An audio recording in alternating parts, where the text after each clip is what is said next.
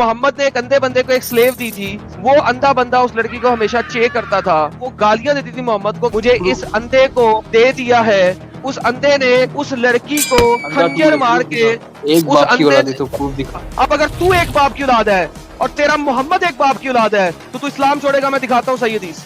I accept your challenge. पढ़ के लिखा हुआ है, सही है? हाँ लिखा है बिल्कुल। पढ़ इसको। So I took a dagger and put it on her belly. Thereupon the prophet said, "Oh, be witness, no relation is able for her blood." उसने कहा बिल्कुल ठीक किया उस लड़की को कत्ल करके, उसके बच्चे समेत।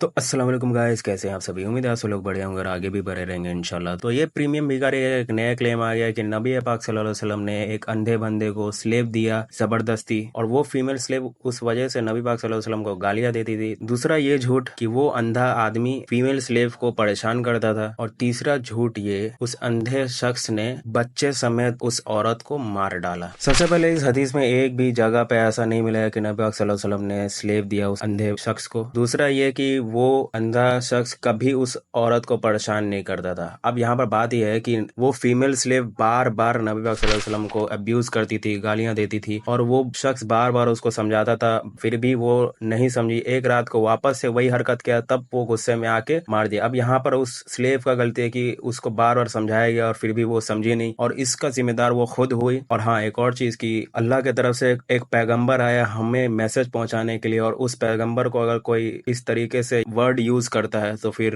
उसका मौत निश्चित होता है। अब रहा बात बच्चे समेत मारने का, तो एक और हदीस है। इस वाले हदीस में ये कहीं नहीं लिखा हुआ कि बच्चे समेत मार दिया। उस हदीस में बस यही लिखा था कि पैरों के बीच बच्चा जो था वो खून से सना हुआ था, बस यही लिखा था। और अगर उस बंदे ने पेट काटा था तो पेट से बच्चा आना चाहिए था, ना कि पैरों के बीच से। दूसरा ये कि अगर बच्चा मारा होता तो फिर वहां पर ये भी मेंशन होता कि हाँ मैंने बच्चे समेत उस औरत को मार दिया। ये भी मेंशन नहीं है वहां पर, बस यही लिखा है कि मैंने उस औरत को मार दिया, क्योंकि वो बार बार नबी पाक सल्लल्लाहु अलैहि वसल्लम को गाली दे रही थी। अब आ जाते हैं बाइबल में। बाइबल में असल में क्या लिखा हुआ है, तो अब बाइबल के वर्ड्स के अनुसार ये लिखा हुआ है यहाँ पर कि अगर कोई बंदा गॉड के खिलाफ गाली बकता है, ब्लास्फेमी करता है, तो उसको कभी भी माफी नहीं मिलेगी। और वहीं दूसरी वर्ड्स में ये लिखा हुआ है अगर कोई बंदा लॉर्ड को गाली देता है तो उसको सजाए मौत है। तो इस प्रीमियम भिखारी को खुद समझना चाहिए कि जो खुदा होता है और उसका भेजा हुआ मैसेंजर होता है उसका दर्जा बहुत अलग होता है। तो अब प्रीमियम भिखारी तुम ही बताओ तुमको कौन सी सजा देना चाहिए? एक ही सजा